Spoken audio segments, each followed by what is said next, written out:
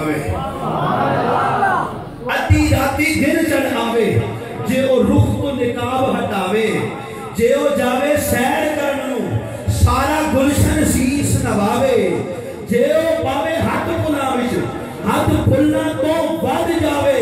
अकल खुदा ने इन्नी दिती इल्मा विच ना आवे, इल्म खुदा ने इन्ना दिता अकला विच ना आवे। बात खत्म करते हुए कहते हैं वो आजम ऐडा सोना माही मैनू किधरे नजर ना आवे। शान